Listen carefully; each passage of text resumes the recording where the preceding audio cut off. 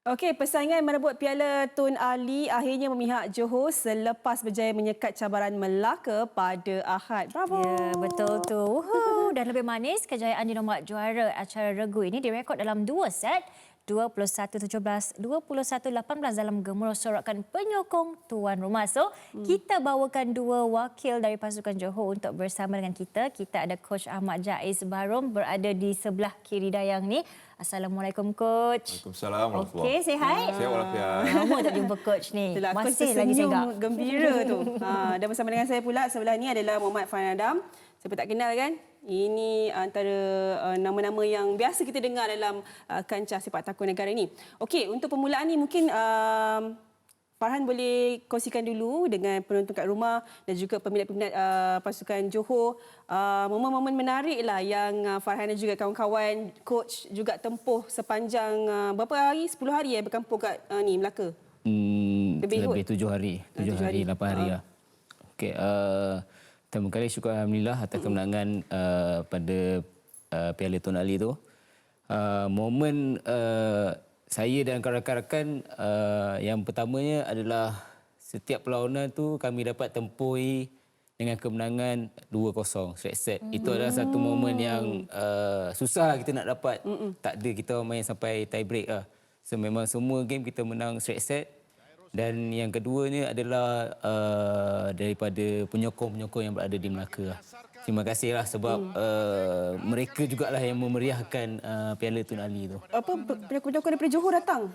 Tengok. Semua dari mana semua datang. Johor datang, Melaka memang penuh lah dalam dewan tu. Penuh tu. Sampai Dekat stadium tu memang nampak aircon pun penuh. dah tak rasa dah. Dia panas dia tak rasa Main ikut. panas lagi. Tapi itulah suasana final yang memang kita look forward tu kan selalunya. Ya. Okey, Coach. Dalam paling banyak pasukan yang beraksi di Piala Tun Ali kali ini, siapa antara pasukan yang maybe as a coach rasa menonjol, menarik persembahan mereka yang boleh dikatakan memberikan saingan yang cukup sengit? Terlebih dahulu saya nak ucapkan ribuan terima kasihlah kepada Suarina kerana Sama. sudi menjemput pasukan Johor Kita memang support, untuk Coach. program pada malam ini.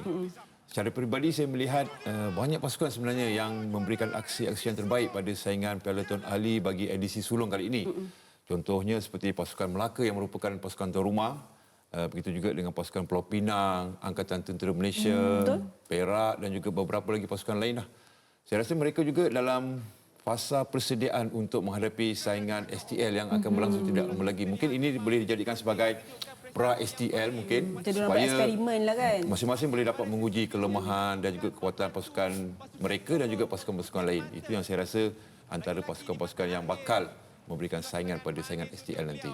Okey, kita nak pergi ke acara final tu kan. Masa coach tahu yang pasukan akan main di final bertemu dengan Melaka. Melaka ni kita tahu tuan rumah. Memang ramai lah kan dia punya penyokong tu kan. Dia punya suasana tu mungkin ada sedikit tekanan yang lebih kepada pasukan Johor lah. Apa yang agaknya yang bermain di fikiran coach? Apa strategi yang mungkin coach nak gunakan? Mungkin pemain mana yang mungkin bagus turun dulu atau sebagainya coach? Selepas saja kita mengetahui bahawa saingan bagi perlawanan akhir adalah pasukan Johor menentang pasukan Melaka, kita sudah dapat jangkakan bahawa daripada segi sorakan akan memihak kepada pasukan Melaka sebab mereka bermain di home ground sendiri. Betul. Dan juga mereka juga menurunkan pemain-pemain utama antaranya Syahir Rosdi, Khairul Zaman, Muklis Borhan dibantu dengan pemain-pemain import daripada Thailand.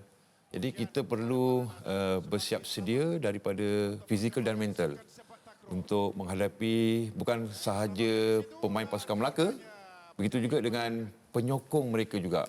Jadi suka tak suka kita kena hadapi dan kita perlu merangka game plan yang lebih sesuai. Bagaimana cara kita untuk meningkatkan daya tahan prestasi dan juga meningkatkan lagi serangan pasukan Johor ke arah pasukan Melaka. Dan alhamdulillah pemain telah dapat menunjukkan prestasi yang terbaik. Saya jangka pada perlawanan akhir itu kita dapat menyerap tekanan, pemain-pemain cepat dapat settle down. Yang penting. Tapi pada saya di permulaan set pertama tu kita agak sedikit goyang apabila kita agak ketinggalan pada mata 7-1. Namun begitu mereka cepatlah. Saya rasa kredit harus saya berikan pada Farhan selaku kapten. Dia dapat lead. Dia tenang je.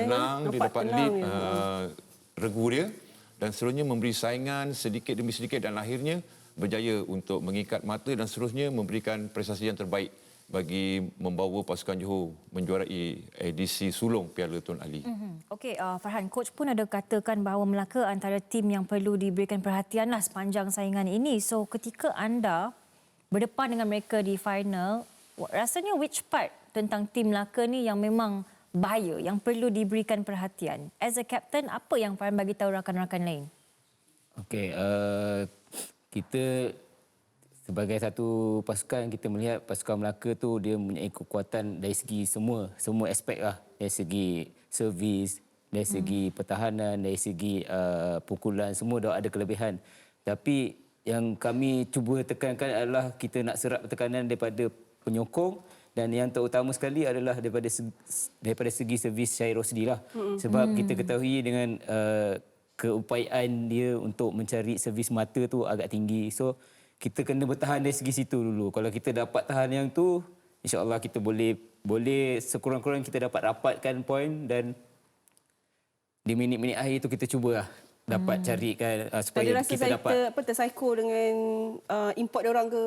tak ada, sebab macam kami pun first kali adalah kami kena bertenang lah apa-apa mungkin, sebab betul. Kalau kita over terlebih macam,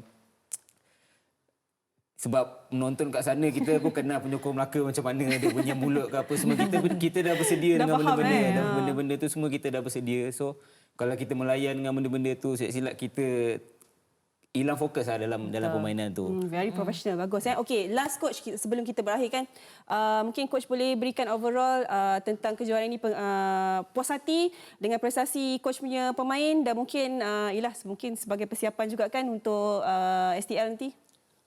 Secara keseluruhan saya lihat bagi pasukan Johor, dari segi prestasinya walaupun kami bergelar juara, namun terdapat beberapa elemen lah yang perlu kami perbaiki dan pertingkatkan sebaik-baiknya bagi menghadapi saingan-saingan yang akan berlangsung selepas ini.